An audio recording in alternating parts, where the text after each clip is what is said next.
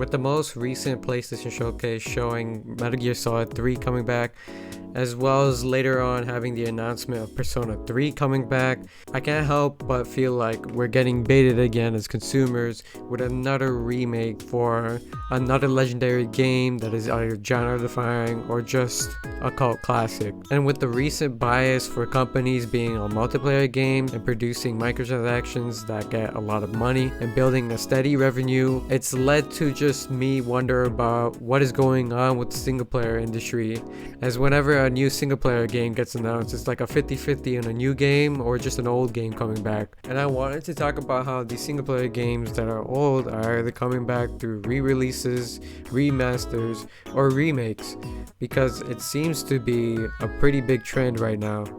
Let's talk about the first case, re-releases. Now, re-releases are actually very interesting, to me at least, because with games reaching an age where they're no longer sold, it has led to the eruption of emulation. And anybody that knows games or wants to play like an old game they played when they were a little fucking kid or something, they would have to emulate the game because most of those games are off market. I remember playing Pokemon Emerald off my goddamn phone because I couldn't convince my parents to buy an overpriced game for an overpriced console that would take away from my priceless time. And it's been like that for so many classic games that people love that they want to go back to, so then after they mature, they would either have to emulate or try to find an old game in their house if they even have it. So with that, companies have chosen to port their old games to new consoles, phones, PC, whatever the fuck it could be sold on. And I think this is a good thing, if anything. It's giving the people an option to support people who made those games all those years ago, maybe even get a physical copy to look at something to make them realize that they're old. But it also makes it so that people don't have to emulate, which is currently in a gray area when it comes to like the legality of it all. However, re-releases can also be bad if the company just decides to do a cash grab and their old games just coming as broken. Otherwise, it's a valid thing to bring back your old game just because your old systems are outdated. Now, another case is remasters. These are the games that are re-releases but with extra steps, whether that's updated textures, upscaling, or just making everything HD and getting rid of anything low res, so you could play your childhood games in perfect HD and it's like you never left. These releases can be stuff like Metal Gear HD Collection back on the PS3 and Xbox 360, Bayonetta on Switch, The Last of Us on PS4, just stuff like that in general. I think these are fine when the games have been off the market, like with the Metal Gear Collection. However, to do it for a cash grab, just like Sony did with The Last of Us on PS4, I think that could be the wrong direction with remasters, and it's just better to keep it for stuff that's off market instead of having to see Joel's face in like 2 pixels higher, and then years later you get a fucking broken game. Not to talk about the thing that made me want to make this video. Remakes, where a game is brought back either completely reimagined where everything is different, nothing is the same, Drake head ass, or it's like a remaster where there are changes in dialogue or story pacing or even quality of life changes that make it more than just a remaster. Remakes are an interesting case because it can make the game feel fresh, new even if you already played. However, if an entire game changes, it can lose its original essence of what defined it as the game, which can lead to a lot of people, including me, just being like, why the fuck was this even made? You could have just made a new game completely. Like for example, Final Fantasy VII Remake, it's a game that is entirely different from the original and has its own storyline, and it's trying to do some multiverse shit like some fucking MCU movie.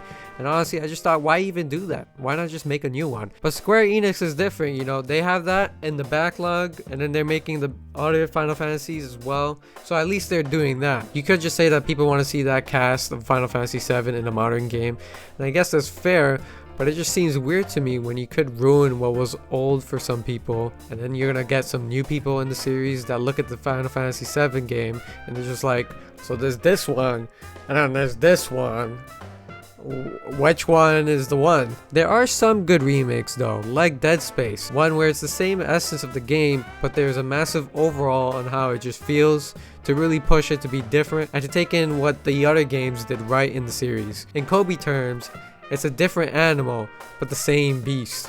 I think it's just really cool that Dead Space got a remake and all the fans of that series actually got a good game after all those years, especially since Dead Space 3 really wasn't that good as an ending. With how well Dead Space did, however, I just wonder, is this gonna lead to more remakes? Are we gonna lead to creative droughts where it's just people making remakes over and over again? You know, I just see these concerns even when it's not that big of a deal.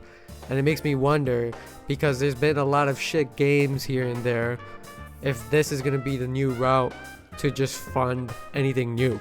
At the end of the day, I can't get over the fact that I'm still feeling like I'm getting nostalgia baited. Unless a game is off market, these whatevers just seem like cash grabs to me. It's led to the new games being kinda underhyped because now people are on the lookout for older games to come back, and it's led to a creativity drought in the industry for some genres. The only fucking genre that has everybody happy these days is indie games, and with all due respect, I just don't play indie games. I give them a go and then just end up back on Borderlands grinding for some shitty god roll. But even with all of that, it is important to bring back these old games, because to leave them dusting away seems wrong considering that there are too many motherfuckers that just don't know about some of these games. So I don't know, I feel kinda in the middle, because even when it's nostalgia baiting, I mean, I get my old game to come back, ones that I don't have anymore. But also on the other hand, it really sucks when a game comes out like the Mario Collection on the Switch, where it's like a limited time thing for some reason, or like the fucking GTA Trilogy Definitive Edition, where it just came out broken. Like, to be honest, I don't really know what to really say overall of what the industry can do to really change things up, because these remakes are obviously going to be here to stay. In this case, it's more of a balance kind of question, where are we going to have a remake and a new game come at the same time, or separated so that one can support the other in case the other one fails? And then what happens if both fails, or what happens when you can't come up with any new ideas at all? At the end of the day, it's just more things to think about, more variables, more problems, more solutions, and it all could have been avoided if backwards compatibility was just there day one for these fucking consoles. Anyway, that's all I have for the video, guys. Let me know what you guys think, and I'll see you next time.